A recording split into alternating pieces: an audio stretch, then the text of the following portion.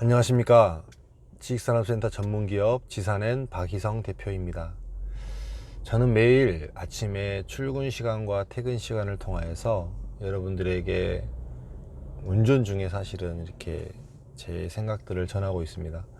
제가 운전 중에 이렇게 전하는 가장 결정적인 이유는 제가 알고 있는 이 지식산업센터에 대한 이 지식들을 가감없이 사실은 안내해 드리고 싶어서 사실은 이런 방법을 선택을 했습니다. 어떤 의도나 어떤 다른 나쁜 의도를 가지고 여러분들을 속이거나 여러분들에게 나쁜 영향을 미치게 하기 위해서 이 동영상을 찍는 것이 아니라 있는 그대로의 상황을 이야기를 하고 생각이 정립되지 않는 상태에서 경험과 저의 모든 지식들을 바탕으로 해서 이야기를 함으로써 좀 더 신뢰 있는 내용들을 여러분들에게 드리기 위함입니다. 오늘은 지식산업센터의 시행이 어떤 부지를 선택을 했을 때, 그 다음에 어느 시기에 들어갔을 때 잘 마무리가 되었고 어느 시기에 들어갔을 때 고전했는지 이 부분에 대해서 한번 디지털 단지를 한번 예를 들어서 한번 설명을 한번 해드리겠습니다. 서울 디지털 산업단지는 대한민국 1호 국가산업단지라고 제가 말씀을 드렸습니다. 서울 디지털 산업단지의 그 1호 국가산업단지 안에 일반 공장들이 이제 아파트형 공장으로 변화되고 지식산업센터로 변화가 되었습니다. 여기서 이제 그 시기별로 한번 나눠보겠습니다. 2000년부터 2005년도까지를 1기, 2006년도부터 2010년도까지를 2기, 2011년도부터 2015년도까지를 3기, 2016년부터 2019년 현재까지를 4기라고도 한번 얘기를 한번 나눠볼게요. 전체 4단계로 나눴습니다. 거의 한 20년 가까이 된 세월을 4단계로 나눠서 초창기 2000년부터 2005년도까지는 그 일반 기업들이 지식산업센터를 잘 몰랐던 시기였고요. 아파트 공장을 잘 몰랐고 일부 기업들에서만 이제 시설로서 이렇게 들어오는 시기였고요. 이제 이게 어느 정도 점차적으로 확대가 되어서 2006년부터 2010년도까지는 최다 인허가 건수가 나올 정도로 굉장히 많은 현장이었습니다. 그때는 이제 1기 때 이제 아파트형 공장에 들어와서 아파트형 공장을 사용했던 사람들이 상당히 틈새 시장으로 인식을 하였고요. 그 안에 있었던 사장님들이 이렇게 투자자로서 일부 또 변화되었던 이런 시기, 굉장히 많은 그 분양 현장도 많았고요. 분양이 또 잘 되었던 이런 시기였습니다. 이제 2011년도부터 2015년도까지는 2기 사이에 있었던 그 리먼 사태로 인하여서 부득이 이제 이 모든 현장들이 미분양 사태를 겪게 되죠. 이 미분양 사태를 좀 더 털어내기 위해서 안간힘을 썼던 시기를 3기라고 보겠습니다. 그리고 이제 마지막 이제 이 그 미분양 사태가 완전히 다 털어지고 난 다음에 신규 물량이 하나도 없었을 때, 신규로 분양하고 있는, 신규로 토지를 매입해서 분양하고 있는 현장이 하나도 없었을 때, 그때서부터 시작했던 2015년도 16년도부터 시작해서 현재 시점까지를 마지막 4기라고 봤을 때 어느 지점이 가장 나왔는지를 한번 짚어보겠습니다.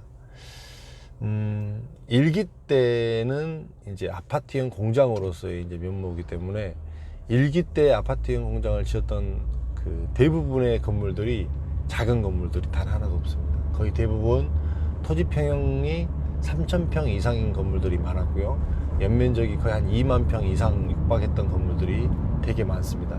그 이유는 뭐냐면 이제 디지털 단지 안에서 맨 처음 이제 아파트형 공장으로 개발이 되다 보니까 아무래도 좋은 입지에다가 개발을 하는 경우가 많았겠잖아요. 그렇기 때문에 그 많은 토지 중에서 그 1차적으로 선택을 했을 때 가장 좋은 입지를 선택을 했습니다. 그렇기 때문에 시간은 좀 걸리긴 했지만 상당히 그 마무리까지, 분양을 마무리하는 데까지는 큰 지장이 없었죠. 굉장히 좋은 물건들이었습니다. 이때 물건들이. 그리고 나서 이제 2기로 넘어가서 2006년부터 2010년 사이, 요때가 이제 1차 때 아파트 공장이 마무리가 잘 되고 그 틈새 시장으로 정확하게 인식이 되고 아파트형 공장의 인허가가 그 디지털 단지 안에 굉장히 많았던 건수였습니다. 전체 다 해서 20개가 넘었으니까요. 현장이 분양하고 있는 현장이 요때까지만 하더라도 현장이 굉장히 좋은 입지가 많았습니다. 좋은 입지가 왜 그러냐면 역하고 가까운 쪽도 많았고요. 요때까지만 하더라도 평수가 그 토지 평형이 3,000평 이상 되는 건물들이 상당히 많았고 건물도 큰 건물들도 많았습니다. 이때는 소형 아파트형 공장이 그 덜어 한두 개씩은 있었지만 그렇게 전체적으로 소형 아파트형 공장으로 전체 다 포진됐던 이런 시절은 아니었습니다. 근데 이때는 이제 워낙 그 현장이 많다 보니까 비교 현장들도 많다 보니까 잘 되던 현장들, 좋은 입지의 현장들이 먼저 빠져나가던 그런 시기였습니다. 상대적으로 그 좀 입지가 좋았던 현장들이 가장 인기가 있었고요. 그 다음에 입지가 좋은데 반해서 조금 분양가가 조금 저렴하게 나왔던 현장들 같은 경우는 굉장히 센세이셔널하게 일찍 분양이 마감이 되고 그랬던 시절입니다. 그랬던 이제 이런 입지가 실질적으로 이제 리먼 사태를 겪고 나면서부터 시작해서 굉장히 어려움에 빠졌습니다. 굉장히 힘들었습니다. 각 현장마다 미분양을 털어내기가 굉장히 어려웠고 이거를 실질적으로 다 털어내는 데까지 한 4년 이상이 걸릴 정도로 디지털 단지가 굉장히 고전을 했던 시기입니다. 이제 그러면서 이제 미분양을 다 털어내지 못하고 미분양 물건들이 적체되어 있는 상태에서 그때 당시 이제 마지막 지금 이제 2016년, 15년부터 시작해서 지금 2019년까지 최근 한 5년 정도 사이까지 최초에 시작했을 때는 굉장히 많이 주저주저를 했습니다. 이제 신규로 시행을 들어가지 못했겠죠. 이때 맨 처음에 들어갔던 사람들이 굉장히 그 시장을 밝게 봤던 사람들이고 요때 스타트했던 시점이 그 디지털 단지 안에서는 SKV1이었고요. 그 다음에 스카이밸리가 요때 스타트를 했습니다. 요때는 이미 이제 그 리먼 사태 때 굉장히 인허가 건수가 많았을 때 당시에 비해서 토지가도 상당히 많이 올라가 있는 상태였고, 근데 요때 이제 스타트해서 들어갔던 2015년, 16년도에 이제 분양 현장이 없다 보니까 거의 성공을 거뒀습니다. 근데 성공을 거두고 분양이 잘 되다 보니까 이제 2015년, 16년을 지나서 17년, 18년도에 토지 매입에 들어갔던 땅들, 요 땅들을 한번 잘 보셔야 됩니다. 요 땅들을 이제 제가 말씀드렸듯이 1기 때 토지가 굉장히 컸다고 얘기했습니다. 2기 때도 대부분 입지가 좋았고 토지가 컸다라고 얘기를 했습니다. 근데 이제 3기 때는 이것들을 다 정리를 하고 신규로 이제 4기 때 최근 5년 사이에 들어갔던 땅들을 보면 이제 디지털 단지 안에서도 메인 핵심 위치의 땅들이 거의 많지 않았습니다. 거의 이제 디지털 단지 안에서도 B급지로 많이 가는 땅들이 많이 선택이 되었고, 가장 결정적으로 토지가 크지 않고 대부분 땅들이 이제 1000평짜리 땅들이 많이 움직였습니다. 그때 당시에. 그때 이제 2017년, 18년 요때 당시에 1000평짜리 땅, 연면적으로는 전체 한 뭐 7000평, 8000평, 9000평 요 사이로 들어가는 소형 아파트형 공장들이 지금 현재 시점에 굉장히 많은 시장이 되어 버렸습니다. 이 시장이 되면서 이제 약간 경기가 주춤해지니까 전체적으로 올수도 되어 버리는 이런 상태를 지금 디지털 단지 안에 보였습니다.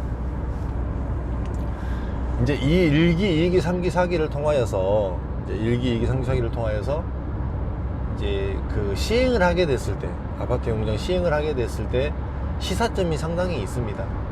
그러니까 사업을 함에 있어 조금 반박자 빠른 행동을 취하는 것도 굉장히 좋은 방법입니다. 이제 물론 리스크는 안아야 하지만 항상 세상의 모든 일이라는 것 자체가 100% 리스크가 개런티 되는 것은 사실은 없습니다. 이제 이때 들어갔을 수 있었던 용기와 자금력과 판단력이 사실은 굉장히 필요하고, 그게 구비되었을 때 100% 분양이 완료가 되고 굉장히 해피한 상태로 분양을 마무리할 수가 있는데, 남들이 다 들어가고 난 다음 시장에서 그걸 검증하고 난 다음에 뛰어들었을 경우에는 거의 대부분 어려워지는 상태를 맛보게 되는 것이죠. 지금 현재 디지털 단지 안에 그 아까 말씀드렸듯이 토지가 작은 토지에 들어갔던 아파트 공장들이, 지식산업센터들이 상당히 앞으로도 고전할 이유가 사실 거기에 있습니다.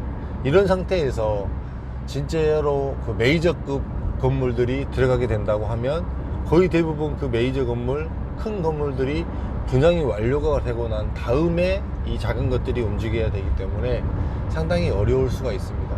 예, 지식산업센터의 시행을 함에 있어서 이 토지를 초이스하는 데 있어서 그 상당히 고민이 물론 개발자로서도 또 많이 있겠지만, 그 마지막 사기 때 토지를 선택했던 디벨로퍼들을 보았을 경우에 참 남들이 되니까 나도 되겠다라고 판단했던 경우가 사실은 굉장히 많았던 것 같아요. 제 개인적으로 봤을 때는 과연 이 시장을 이렇게까지 정확하게 읽고 대비를 하고 준비를 했을까 할 정도로 굉장히 그때 당시에 우후죽순으로 많이 팔려 나갔습니다.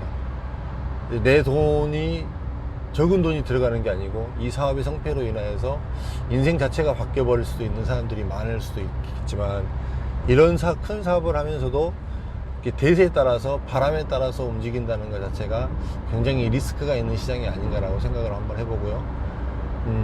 이런 부분들을 잘 판단을 하고 해봐야 아파트형 공장 시행, 지식산업센터 시행 부지로서의 가장 선택하는 데 있어 그 최적의 부지를 선택할 수 있지 않을까라고 생각을 합니다. 향후에 이제 지식산업센터는 특급 입지가 사실은 많지 않습니다. 이제는 그 다음에 이제 그 부지가 또 이렇게만큼 뭐 우후죽순으로 많이 생겨날 만큼 토지가 많이 제공되지도 않을 것 같고요. 앞으로는 상당히 이제 지금부터의 사업 시행이 이제 그 토지가가 너무 올라간 상태를 반영을 해야 되기 때문에, 그거를 충족해 줄 수 있을 만큼 어떤 메리트를 줄 수 있다라고 하면 앞으로의 사업 시행은 또 승승장구하면서 가지 않을까. 단 이제 자금력이 있는 건설사들이 거의 대부분 사업 시행을 하지 않을까라는 조심스러운 한번 예상을 한번 해봅니다. 오늘은 약간 두서없긴 했지만 이 정도에서 마무리를 하고요. 좀 이 부분에 대해서 이제 보충할 부분은 제가 또 표로 한번 만들어서 여러분들에게 보여드리도록 하겠습니다. 오늘 여기까지 하겠습니다. 감사합니다.